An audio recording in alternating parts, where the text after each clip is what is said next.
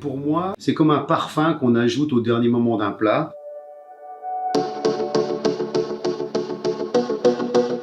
Alors pourquoi j'utilise le maestro en cuisine? C'est effectivement une praticité, une facilité et un terrain de jeu incroyable. Le moulin, il est assez simple et complexe en même temps. C'est un petit peu comme ma cuisine. C'est très lisible, très compréhensible et en même temps, ça permet de s'amuser tout le temps. Pour moi, c'est comme un parfum qu'on ajoute au dernier moment d'un plat. Et alors, la praticité. Regardez, on a des petits contenants. On a des petits contenants, ça veut dire que notre mélange, il reste parfumé, il reste frais. Mais on a aussi la taille de mouture qui est importante. Et finalement, j'ai 4 moulins, j'ai 4 sels différents, mais à chacun, j'adapte une mouture différente selon le plat. À chaque bouchée, à chaque dégustation, on a un parfum qui vient exciter les papilles.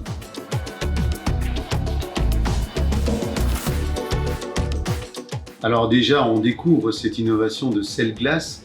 Et on est curieux, les chefs sont curieux toujours. Ça nous donne des champs d'action incroyables, c'est-à-dire qu'on peut même aller jusqu'au dessert. Le fait de saupoudrer de sel glace, je pense à une tarte au chocolat par exemple. Le sel va fondre comme du sucre glace finalement. Au niveau de la technique, au niveau de la préparation, au niveau de l'utilisation en cuisine, pour l'assaisonnement, par exemple, une pièce de bœuf. Là, on est sur un bœuf japonais, le bœuf wagyu. On a besoin de l'assaisonner parfaitement, mais délicatement. Et du coup, lorsqu'on va tapisser notre planche ou notre plaque pour l'assaisonner, finalement, le bœuf va prendre uniquement ce qu'il a besoin. On a un assaisonnement très précis, très pointu, sur toute la surface de la viande. Et le sel est déjà quasiment fondu. Un légume rôti qu'on va poser sur une assiette et au dernier moment, sel glace devant les clients ou au pass avant d'envoyer.